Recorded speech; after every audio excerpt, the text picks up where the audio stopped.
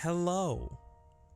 This video was supposed to come out like a week ago or something. I don't know.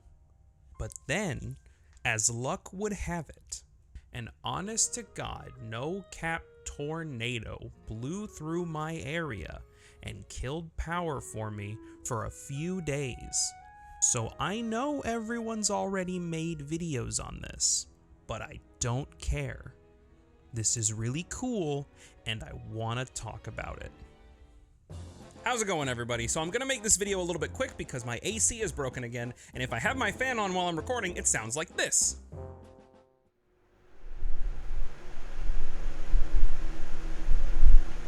It's not great. So what are we talking about today? Well, today we're actually going to be talking about this. Let me go ahead and switch the source here. We're talking about the native PC port for Majora's Mask and soon to be Ocarina of Time. You genuinely have no idea how much of a dream this kind of project is for me.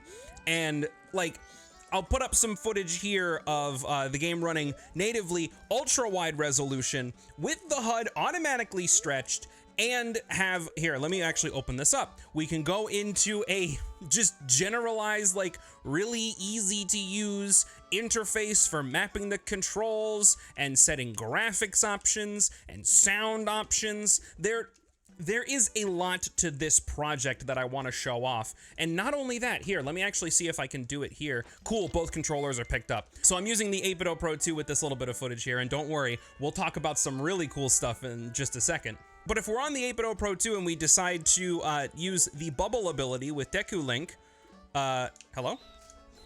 Oh, okay, so Steam input is taking it up.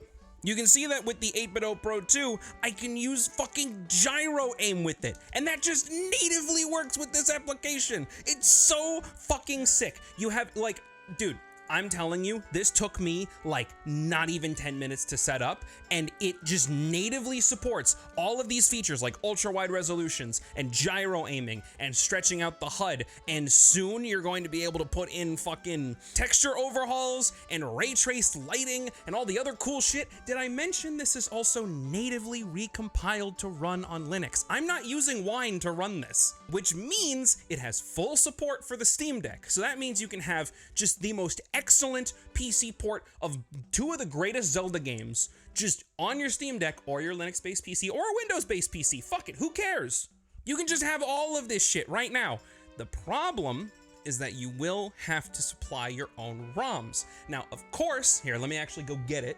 Now, of course, everyone still has their original boxed copy of Majora's Mask, and obviously, everyone here has decided to go through the trouble of dumping the ROM contained on this cartridge and storing it on your own little home bit of storage, right? You've all like natively dumped your cartridges, right? There's no need to download games, right? Right. Okay, good. Glad we're on the same page. But that isn't even the coolest part. So I'm using Steam input right now. I'm running the whole game like through Steam and everything. Not using Wine, just running the native version of it. And full support. I had to do a little bit of setting up with Steam input to make sure all the buttons get red. But here, let's actually switch back to the game. Here, you know what? Let's just do this. Oh, doing it live. Wow, how fun. Okay. Just native support for this 8BitO mod kit right now, and it works totally fine. I'm able to even use the D-pad for certain features, like, because this is the PC port of the game and it's just objectively better, so it maps. You can see over in the corner there the ocarina and the masks, the transformation masks, just on the D-pad. So if you're using a regular controller, you can have easy access to all that stuff. Now, this actually does lead into the question of, well, is it even worth it to try to play these games on original hardware anymore? And the more I thought about it, the more I realized I have actually a lot to say about this kind of a topic. So what I'll do is I'll save that for a future video. What I will say is that personally, I value having as close to an authentic experience with the controller as I possibly can. So I try to play GameCube games with original GameCube controllers. I try to play, you know, it's a little bit weird to play Wii games without the Wii Remote and the Nunchuck. But I'm not like totally opposed to using more traditional modern controllers if it happens to be convenient. And I'm not going to, fault anybody for not wanting to go through the insane leaps that I go through to have authentic experiences with controllers. But the beautiful thing is that all of this works, and you can have options, and you can choose whether or not you value having the authentic controller experience or want to use something more modern. And just, like, I'm sweating like a stuffed pig here, but you can tell just how excited I am about this project. And if you want more like nitty-gritty details on this, I'll have links to other videos that go way more in depth than this, as well as a link to the GitHub repository, which, hey, actually, let's go visit that right now because setting this up is dead simple. I'm gonna show you how to do it right now. Here, you know what? Let's just do this. Let's do this bit again. Whoa, that's fucking wild. Okay, so here we are on the GitHub page. So if you're a Linux user like me, you're probably familiar with the GitHub repository, like layout and stuff like that. And normally what you'd want to do is you'd want to do like a Git repo clone or some bullshit like that, but you actually don't need to do that. If you're a normal person and you just want to use this, the pre-compiled version that they have ready for you, you'll go down here in the corner and go to the releases section, where you can download either the Windows version or the Linux version. So if you have like a Steam Deck or you have a Linux PC, you can get either of those here. Okay, and now that we have it here, we've got our little file browser here. We'll just go ahead and hit extract here. It'll give us a little folder, and in here is just the executable, or what Windows users would call the executable. Double click this and it'll start running the game. So then what you can do is you can actually add this executable to Steam itself and take advantage of things like Steam input and remapping controls and stuff like that. I actually had to do that. I might have mentioned this earlier in the video, but I actually had to do that to make this, here we go. Whoa.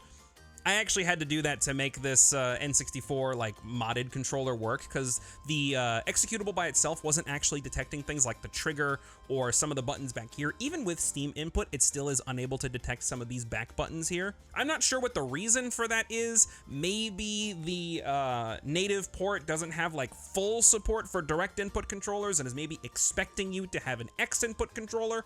I actually don't know.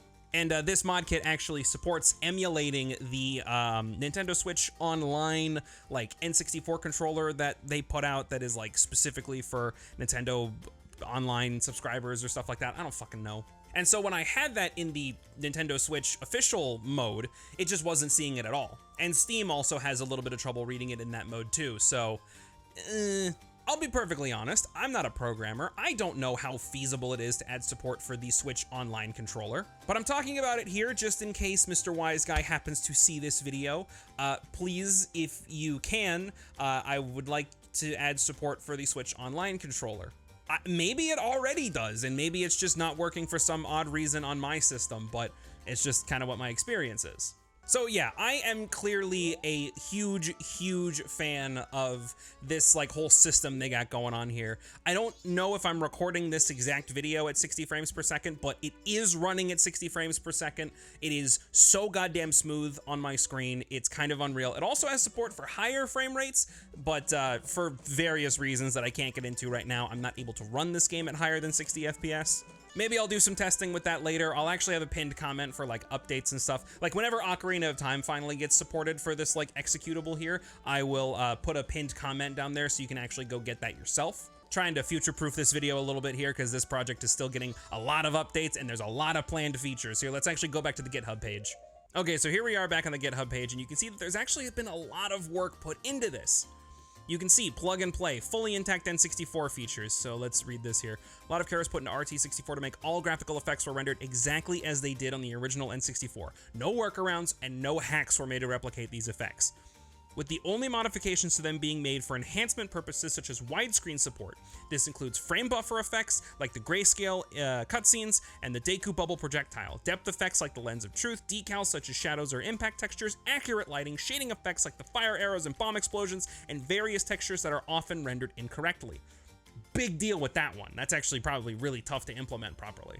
We've already saw the extremely easy to use menus that let you set up graphical options and all that stuff. High frame rate support probably didn't come across very well in this video, but trust me, it works really well. Widescreen and ultra wide support, I'll put the footage up here again just to show you that it's running flawlessly. It's awesome. Gyro aim, I've already shown that off once before, so I'm gonna go ahead and put the footage up again. It just works. Majora's Mask has support for auto-saving if you are not that big of a fan of the time rewind mechanics that are present in that game. I am, and I kind of don't like having auto-save features and stuff like that, but that's the cool thing. You can turn it off if you don't want it. So it's there for you if you do, but if you don't, you can just turn it off. Really cool stuff. Low input lag. This one I can actually verify. Weirdly enough, with emulators, I usually get a little bit of an input delay, not too much to prevent me from like enjoying the game, but enough to like be noticeable. You know what I mean? And like I've been harping on for this whole video, native Linux and Steam Deck support. Now, there are some planned features to get excited for too, like dual analog control schemes with like analog cameras and stuff, configurable dead zone and analog stick sensitivity. That's the one I'm most excited for. I like being able to mess around with my dead zone on controllers. Ocarina of Time support. Dude, the second Ocarina of Time gets supported on this like whole decompile application thing, I will play through the whole game just by itself because I have been actually wanting to replay Ocarina of Time legitimately for a while now. I haven't done that in a few years, so really excited for that. Okay, so modding support and randomizers, actually, those are a planned feature. Texture packs, model replacements, fucking ray traced lighting. I am usually not that big of a fan of adding on a bunch of accoutrements and like little, you know, effects on classic games. I usually tend to like more of a native kind of experience and a native kind of look to the game, but the fact that Ocarina of Time and Majora's Mask, and pretty much all N64 emulation, has come so far that we can add ray tracing to them is kind of unreal.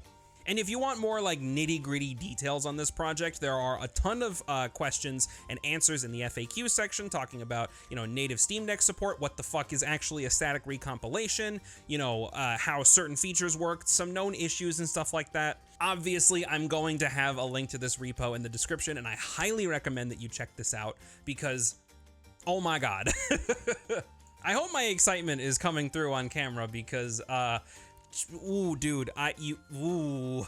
So last year, I actually did stream a bit of Majora's Mask. I think I got pretty far. I think I got past like Snowhead or something, which is like 60% through the game. But I didn't use a native PC port for that. I used a modded ROM on an emulator with a texture pack to sort of enhance the graphical fidelity of the game. And of course, running it at a higher resolution and stuff like that. And don't get me wrong, that worked really well for me, but didn't have ultra-wide support.